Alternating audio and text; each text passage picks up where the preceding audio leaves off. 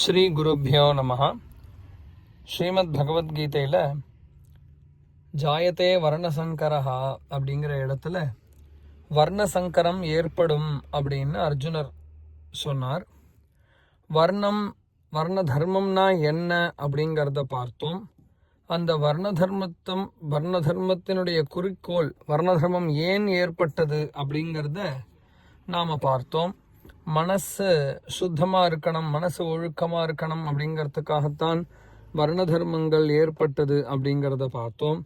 அப்போ மனசு ஒழுங்கப்படுறதுக்கு நாம் இந்த வர்ண தர்மங்கள் எவ்வளோ அத்தியாவசியமானது அப்படின்னும், அதில் நாம் இந்த முக்கியமான 10 தர்மங்களை நாம் ஒழுக்கமாக வச்சுட்டோம் அப்படின்னு சொன்னால் மனசு எப்பொழுதும் சுத்தமாக இருக்கும், நல்ல எண்ணங்களோடு நல்ல ஒரு குணங்களோடு ஒரு மனிதன் இருப்பான் அப்படிங்கிறத நாம் இதிலிருந்து தெரிஞ்சுட்டோம்.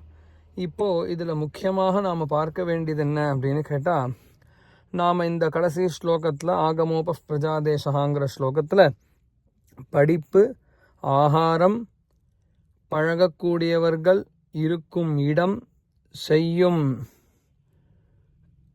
வாழக்கூடிய காலம், செயல் புரியக்கூடிய காலம், அதே மாதிரி செயல், தியானம், மந்திரம், சம்ஸ்காரம், ஜன்ம, இது எல்லாமே நம்ம ஒழுக்கமாக இருந்தால் தான் ஒரு மனிதன் மனசு சுத்தமாக இருக்கும் அப்படின்னு சொன்னால், இந்த 10மே அம்மா இன்றி அமையாது. நன்னா யோசிச்சு பார்க்கணும்.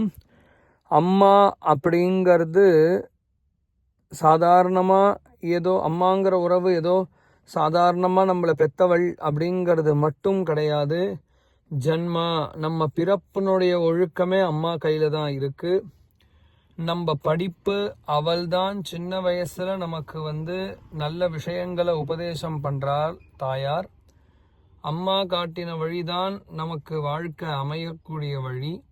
அப்போது படிப்போ, நமக்கு ஆகாரம் கேட்கவே வேண்டாம், அம்மா போடுறது தான் ஆகாரம். நமக்கு வாழ்க்கையில் பெரும்பாலான நாள் அம்மா போட்டு தான் சாப்பிடுவான். ஆகாரம் ஆகமஹா ஆகாரம்.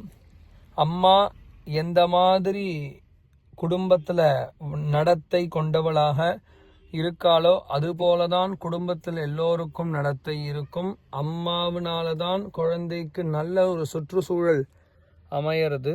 இந்த மாதிரி நாம் எந்த காரணம் எடுத்துட்டாலும் தாயார் இல்லை, தாயாரிடத்தில் ஒழுக்கம் இல்லை அப்படின்னு சொன்னால் பையனுடைய மனசு கெட்டு போயிடும் அப்படிங்கிறதுல நாம் தாத்பரியத்தை புரிஞ்சுக்கணும். ஸ்ரீ குருப்யோ நமஹ.